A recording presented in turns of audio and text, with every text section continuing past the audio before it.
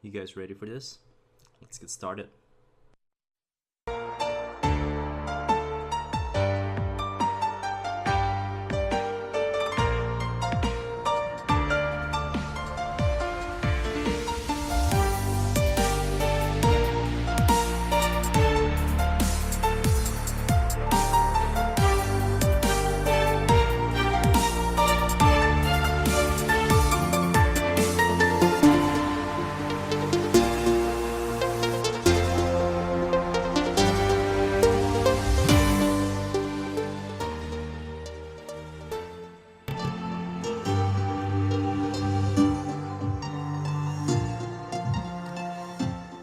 And hello, folks. Welcome to a new episode of the Dynasty Mind. This is episode 2 of the 2019 season. We are back, and I just come down from the Saturday divisional game. We watched the first two games. The results were as expected, but of course, when you look at the process of how things unfolded, you are surprised by some things. You are also disappointed by some of the things. If you're a Colts fan, indeed, you would are disappointed by the results and as well as the whole process of how it unfolded. They just had no answer for Kansas City, and that is just something that's crazy. I always thought that Frank Reich would sort of be way more prepared, way more aggressive. But in this game, I don't understand the play calling for just trying to keep running with Marlon Mack. Yeah, I know Marlon Mack was good last week, but good lord, you're down by 17 points and you're still thinking about the run game. Establishing the run has not worked, not have sustained success. You might have some great plays here and there, but if you're trying to set up the play action during the run, I think even though I'm not a big metrics guy or analytics kind of guy, it's not working as well. Yes, keep having a balance, keep your opponents guessing, but don't give me this excuse of establishing the run just so we can open up the passing game. No, no. This is the NFL 2019 season. We are in the new era where pass is more important, has a greater chance of success than trying to run the game down. And especially when you have a guy like Marlon Mack, who's not necessarily a vulture, not a workhorse, you'll run into trouble. And so, congratulations to Kansas City. You have advanced to the conference finals, and you're this much closer to the Super Bowl. That's been a long time. I'm happy for the fans. I'm happy to see an exciting offense led by first-year starter quarterback Patrick Mahomes. You've exceeded all my expectations. You broke everything down. And also, I would like to just say that there's optimism for the Colts yet. Frank Reich has this team in the right direction. I like the way that he's balancing out the run. Luck needs better weapons and healthier weapons. Jack Doyle coming back. Deion Kane maybe. We're also looking at perhaps drafting another wide receiver or two to complement T.Y. Hilton. And this offense is just humming. The defense is on its way to another great year. Hopefully, they'll take the new next step with Darius Leonard leading the way and continue building that offensive line and continue building that defense. And the Colts might just be a fun team to watch again. And they certainly are a fun team to watch this year. And we're only hoping that progress goes, they show progression going forward. Now, on the Kansas City side, the weapons are insane. As I tweeted out earlier, Tyreek Hill was a guy that I picked off waiver, okay? Or was at least drafted very late because nobody believed in him. I didn't believe in him. I didn't know who he was. I just knew he had a specific type of skill set, but he didn't fit my mold of what I would consider a long-term successful player. Envision him as being more or less a Deshaun Jackson, maybe Devin Smith or a Will Fuller type, but oh man, I can't deny the man's talent or his production or his output anymore. He is up there with the upper echelon wide receiver. So I traded him away for cheap. Back hindsight, looking into it, and though I would say that I want to say that I'm proud that I stuck with my process as to what is considered a Successful player, I might have to tweak that now. I might have to involve that process. He is an outlier still, both on the field, the way he produces. I still think he is an outlier, but I will not deny that he is a top 10 wide receiver. I was wrong. I was dead wrong. I will treat him and value him as a top 10 wide receiver going forward, especially with such an explosive offense and with Patrick Mahomes as his quarterback. The sky's the limit, really. And you know what? If Antonio Brown is on his way down, and which I don't believe, you can be sure that Tyreek Hill fits that mold of a successful wide receiver going forward. Now, before we head into the second game, I just want to mention in every show, my hero Mina Kimes. Your tweet has been fantastic this evening. I just enjoy following you. You can, as you know, I am a fan of you and Lenny's, maybe more so than Lenny's. As you guys can also see, this is my dog, my newly acquired son, Pawpaw. He does one thing and one thing very well. He sleeps. He sleeps a lot and he eats. He knows to work for his treat, but all he does is sleep. And he's right now he's just under the desk here, just hanging out with me tonight. So second game of the divisional rounds, we are looking at the NFC, and it was a great game between the Cowboys and Rams. Throughout the whole evening, I was expecting the Cowboys to lose, yes, but just looking overall, I didn't see really a lot of like glaring weaknesses or things that they did themselves in. The only most tilting thing, and especially if you're playing the playoffs, fantasy, or you're playing any DFS, when you have C.J. Anderson running over 100 yards and 2 touchdowns on you, taking away all that you had hoped that a healthy Gurley should have had. And I know every one of you who played Gurley would be upset with McVay, the way he treated it, calling Gurley fully healthy, and it just did not work out for you and I. But Cowboys not being able to stop the run was their downfall, and actually the Rams were the ones in control the whole time, and they controlled the pace of the game. They were in control for the most part. There was certainly some worry about Jared Goff, and I think if the Rams were to meet with the Saints or even the Eagles, if Goff is not playing up to his level that he did in earlier part of the season, I think it would just end in with another disappointing exit in the playoffs. So that is a big step that team needs to take with Jared Goff. The ground game is fine, but Jared Goff definitely needs to be more than a manager, a guy that is barely doing enough. He needs to take the weapons like Brandon Cooks, Gerald Everett, Robert Woods, and elevate them. The margin of error is so small right now, and they're still a fun team to watch necessarily, but they are going to run into trouble with a more seasoned team like the Saints or the championship caliber Eagles, which I'm still thinking if the Eagles can beat the Saints, they're going to the Super Bowl. That's just my thought, and you may agree or disagree with me, but as of now, I think that's kind of a miracle run. Nick Foles, who we knew, BDN. So, putting that aside, we have a great conference finals, semifinals coming up, or is it the finals? In any case, the big game for each of the conferences coming up next week, regardless of how the results pan out, I'm excited to watch the Sunday game. So, let's move to our next segment. We will be talking about the homework that I kind of given you all last week to look into 3 guys. Well, unfortunately, I didn't do my part well enough to know that Bryan Edwards actually didn't declare, and after my recording, it's found out that he is returning to South Carolina for his senior year, which is a bummer because I really did like his skill set and the things I hear about him, the few games that I did watch about in live. I think he does carry a great potential, but we'll have to wait another year.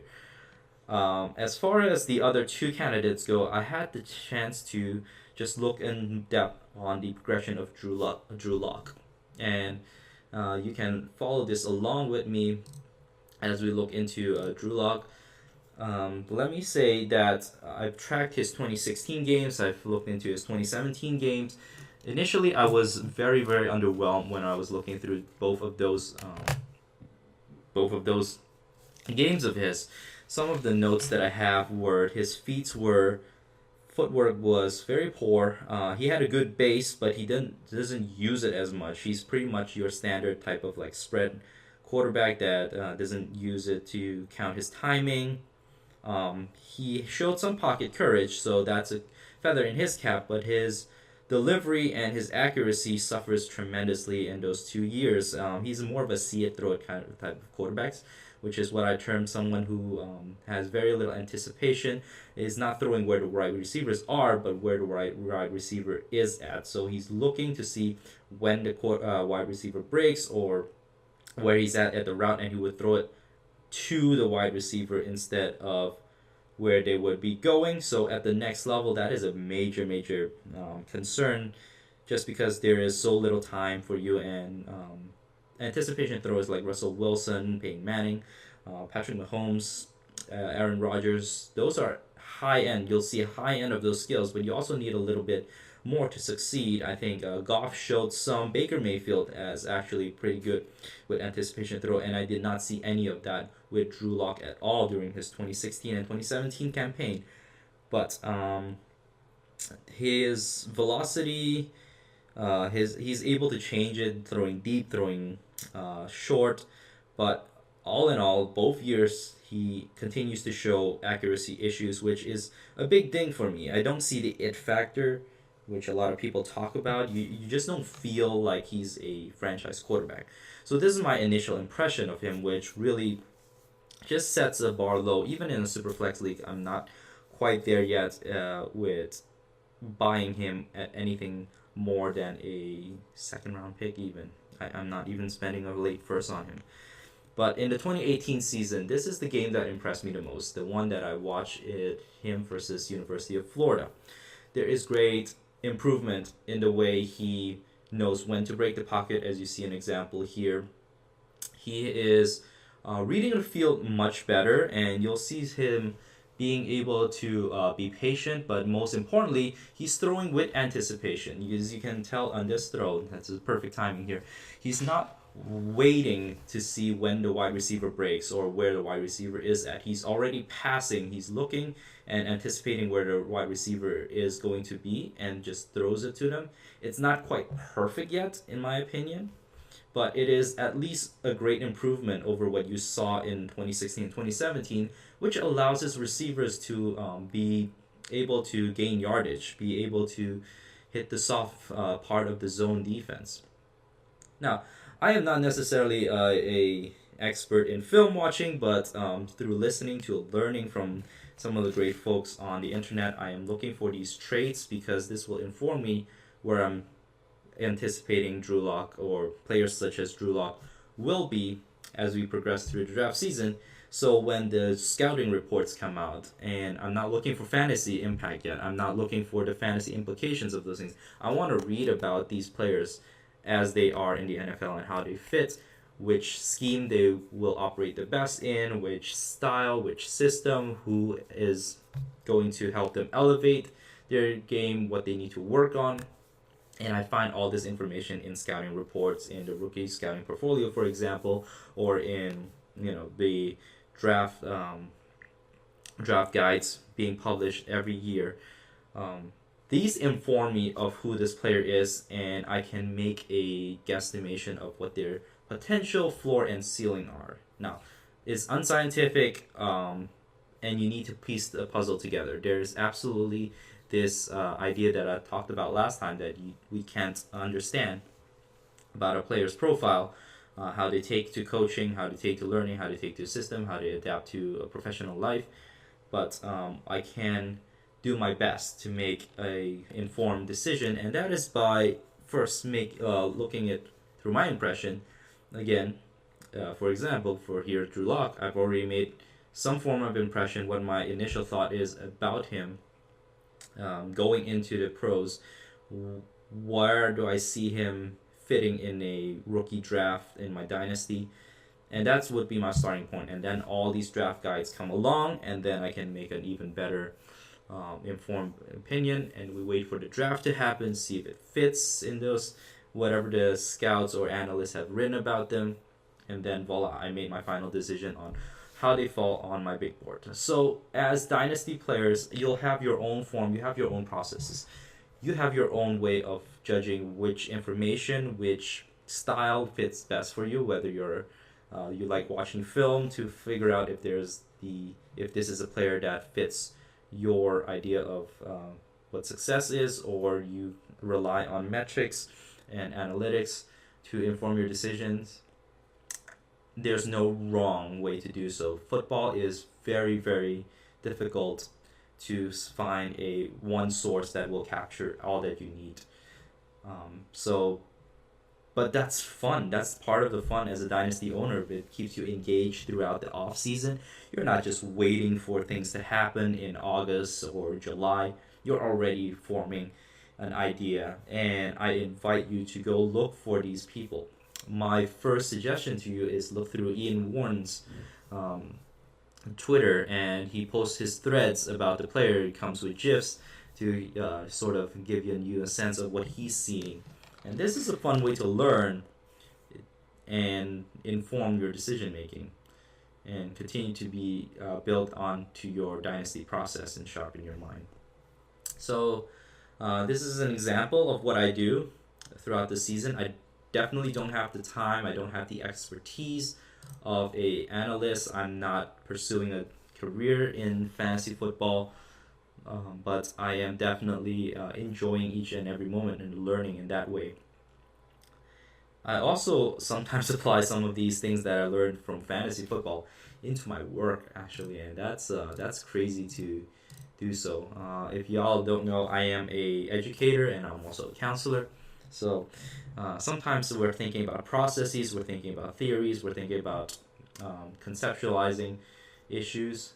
There are some processes that overlap, and I'm learning both ways. I'm applying what I learned in school to football, as well as what I learned in football to school, and it's a crazy cycle. So moving on, next time I will talk a little bit about Miles Sanders. So I did talk about last week for y'all to go and do your own homework, but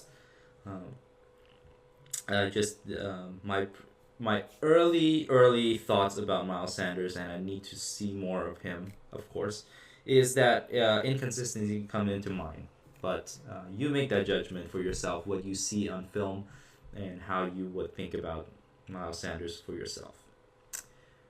So I think for this episode and the ongoing episodes, I would like to talk about stash candidates. I think I tweeted these out months ago, and this would be a great opportunity for me to kind of delve into my thoughts about them and kind of share more as to why I think these players are someone that you should either keep an eye on or stash, or my reasons for you to invest one of your roster spots to have them. So let's start off with the first one that I've tweeted on my stash candidate. Number one is Jalen Samuels. Now this is for shallow leagues. We're talking about maybe 10-team leagues, or maybe dynasty roster sizes of 15 to 17 players. They still exist. I don't typically enjoy anything that's smaller than 24 roster size. I even go up to like 16 teams or 18 teams. So in those leagues, you can for sure know that Jalen Samuels is not available.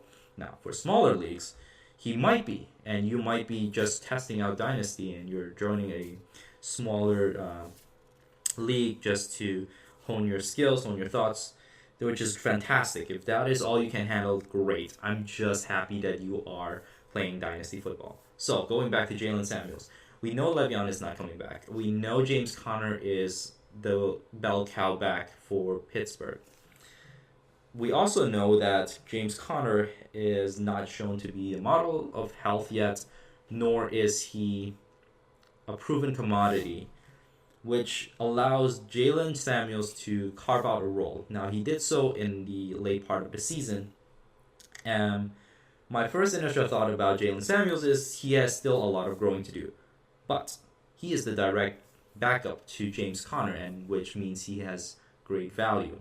Jalen Samuels has only shown to be a very good receiver. I'm not as captivated by his running ability, and I believe that as a running back, you have to do running well. You can be catching well, but that will limit your role as well. But he certainly has the potential, and I will hopefully see more growth in him. And in Pittsburgh, one of those teams, one of those organizations that has no problem churning out running backs that are productive. I'm not talking elite level, but I'm talking about someone who will contribute well, where you can plug in and know that you'll get the fantasy points. Jalen Samuels is a Swiss Army knife. He played primarily the H-back tight end role in college, which is surprising that they didn't keep that tag on him. Certain websites still calls him a tight end, which is funny, and I would give you that's automatically a great bump for you if you could play him in tight end slot. But he's a running back all in all, and he is someone that you definitely should not be on your waiver wire. That's the bottom line of it all. So let's talk about the next one. This one is likely someone that could be on the waiver wire. He hasn't necessarily shown anything to your casual Dynasty fans for them to be excited about him, but I think he has sneaky potential to be a contributor. Now, that's really depends on how the wide receiver situation shakes out in San Francisco. Richie James so far has shown return ability. He has at the least two return touchdowns that were memorable to me. But on the field as a wide receiver, he is going to fall behind Dante Pettis. He is going to fall behind Marquise Goodwin. He is going to likely fall to the wayside of Trent Taylor, although that might be an area where he could compete for in the upcoming year. Now, Richie James coming into the league, I know a lot of my college buddies really like him. They were very high on him. They told me to keep an eye on him. He unfortunately lost his last season to injury in college, so he remains forgotten. But San Francisco figures him to be a very valuable asset, maybe starting as a special teamer. I don't know if he's ever going to exceed that, but I am willing to take the chance to stash him when possible, because I think Pierre Garçon is moving on, or San Fran is going to move on from him. He's on the decline. Marquise Goodwin has not shown to be healthy at all times. Dante Pettis is exciting, and I think he'll be likely the primary guy. But as a secondary role, we have Trent Taylor and we have Richie James. They can all complement each other. They are really someone that I think I'm going to be very high on. And hopefully, if Richie is not getting the chance next year, I think, and I believe that he'll have a chance in year 3 or 4 or 5. That's where my cutting off line is. If he has not developed, or San Fran has already given up on him by bringing in other wide receivers, then sorry about that. Then maybe that's time to kind of loosen your grip on him. But I don't think Richie James should be on waiver wires. And your casual Dynasty owners may not remember him or may not know anything why to stash him. I'm going there. Okay, so my last stash candidate for tonight, for this episode, is a homer pick. There's a lot of biases. I'm coming right out and say it. You can see the turnover chain. You can see my hoodie. I am talking about Mark Walton. This guy has really disappointed. I'm not going to lie. He came in with some fanfare. People liked his skill, but he tested out poorly in combine. And worse than that, when he played in preseason, I'm talking about against backup defenses. Of course, he's also playing with backup offenses, but he didn't show anything. He even got shown up by other running backs that were no longer on the roster. I'm guessing Bengals are only keeping him there because they spent a 4th round pick on him. Fourth round pick may not seem like much. When given the opportunity, Mark Walton did not show anything at all. He was really, really bad. I have no other way to say it. But I also have to note that Bengals might be moving on from Giovanni Bernard. They're bringing in a whole new coaching cast. The one thing that I'm hanging my hat on with Mark Walton is I believe the talent that I saw at the University of Miami, that he was actually a better running back than Duke Johnson. And now we know that Duke Johnson, of course, didn't have a great year, but the year before that, he was a fantastic receiving back. He's shown to be very good.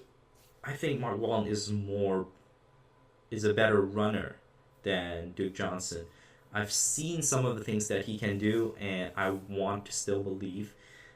You might not want to spend a roster space for him, but I urge you to at least put him on your watch lists. I will try to get him wherever I can, and maybe he'll not materialize in anything at all for the next 2 or 3 years, especially with the rise of Joe Mixon as being the stud bell cow back.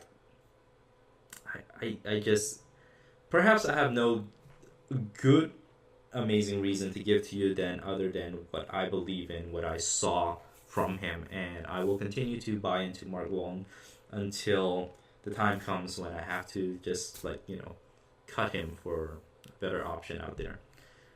So those are my 3 stash candidates, and I hope that you'll start thinking about what are some names on there. Hit me up on Twitter at Dynasty Mind or at _Dynasty Mind. Hit me up. Kind of ask me, hey, this guy's on the waiver wire. I don't know if I should spend this roster space on him or not. And we can bounce ideas and kind of, I'll never outright tell you to pick him up unless it's a very obvious pickup. But I will talk you through your mindset of how you want to craft your team. What would happen once you pick up a guy? When do you want to cut? When do you want to hold on longer? All of those things really is depends on your style and what you believe would develop into a successful dynasty team. And as always, I want to develop your dynasty mind. For homework, 3 rookies, and this time I'm sure that they are in this class. 3 rookies I want you to do your own homework on, and we'll kind of bounce off ideas of what I saw from them next time on the next show. I want you to look at Benny Snell from University of Kentucky. He's a running back. He is in the draft. There is definitely some talks about him being part of this interesting class. I would have to say it's an interesting class. It's not upperly talented, but how much talent do you really need as a running back in today's NFL? If he can get a role, maybe he'll have value. So the challenge for you is to go look and find out as much as you can, whether it's through other information sources or whether it's through YouTube films. And I don't want you to look at highlights. I want you to look at the cut-ups of every single run they have. And to do so, you go to YouTube, you type in the player's name, and you type VS. Those are much better videos than looking at highlights, films, and listening to those music in the background. Now, you want to capture the player in every snap that they've done in a game. Okay, second player, Kyler Murray. Okay, so before last week, I thought the class was only highlighted by Dwayne Haskins. Kyler Murray comes in as a very interesting quarterback. He is very talented. He was part of a high-octane offense, and he is someone that a lot of people that I trust really like. He has skills that probably fit as a pro NFL player, pro NFL quarterback. The major drawback is that he's listed as 5'10". He may as well be 5'9", as some might speculate. Now, I know all of you would kind of point to those exceptions that have succeeded in the past. We're looking at Baker Mayfield. We're looking at Russell Wilson. Nobody worries about them. They were called short. Mind you, Russell is closer to 6 foot. Baker is, I think, hold on. Baker Mayfield's height stood at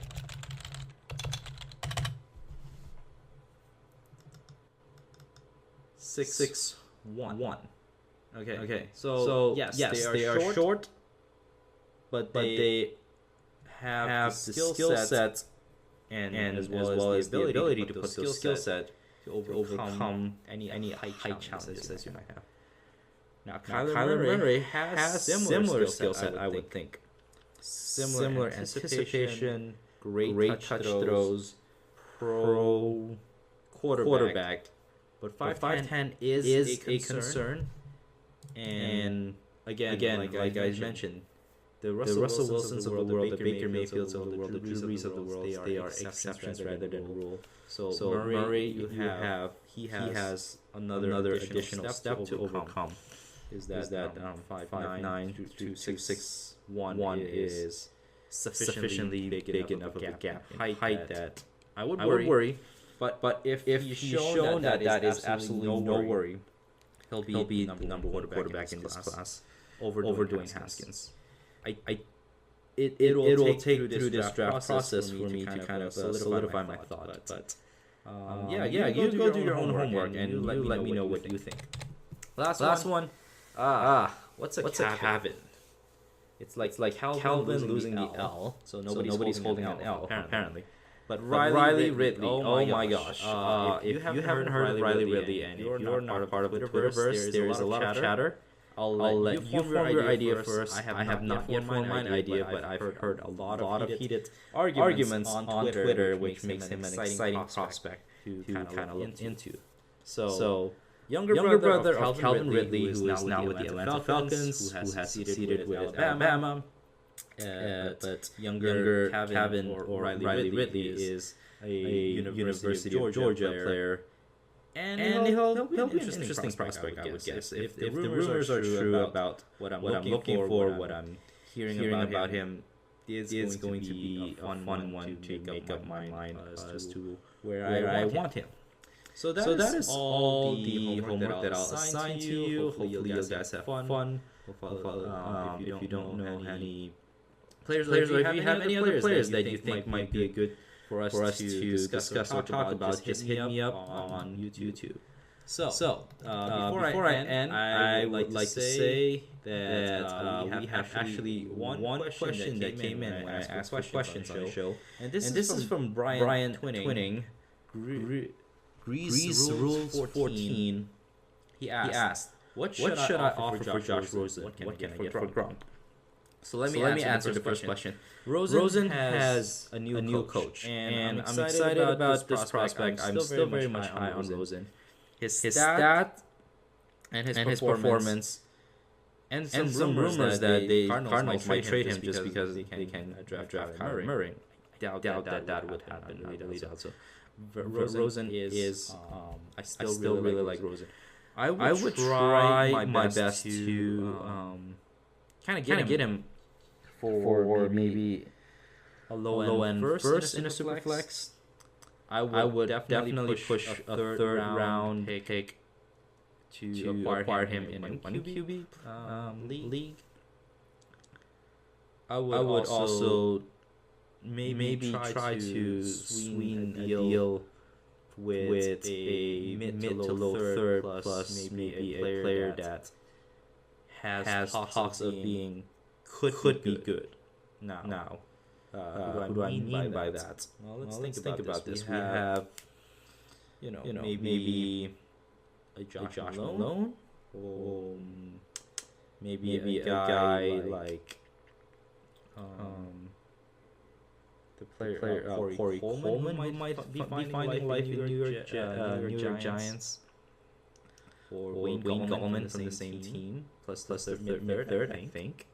Could be a decent amount of deal. Now, if Rosen still carries his name reputation, you might have to push it up to a late second, which by then I'm a little bit iffy in a one quarterback league. Definitely do it for a two quarterback league or a super flex league.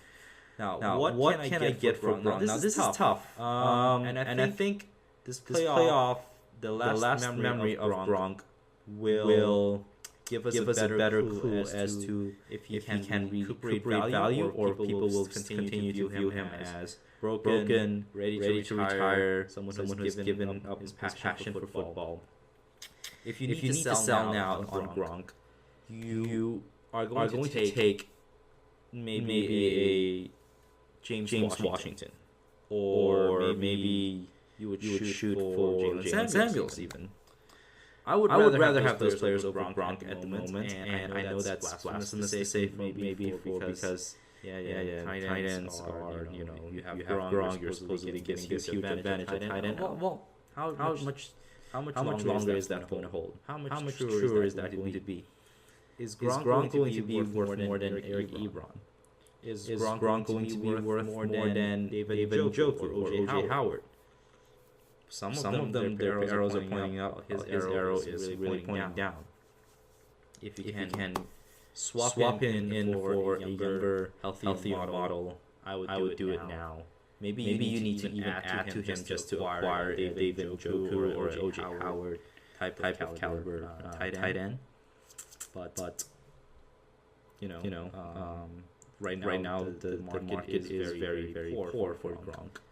And I'm not sure if he is able to recuperate much more of his value.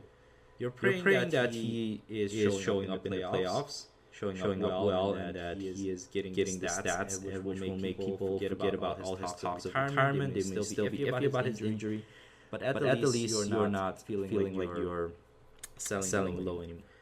I think, and I truly believe that his Gronk's peak years is gone, and that he is closer to a Jimmy Graham type of value that he is closer to, Jack Doyle or Eric Ebron.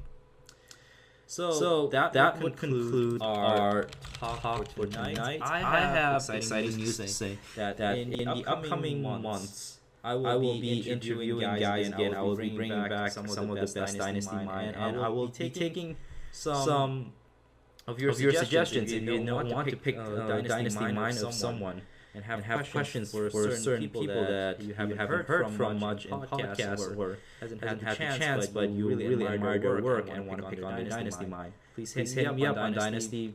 Provide me with the suggestions.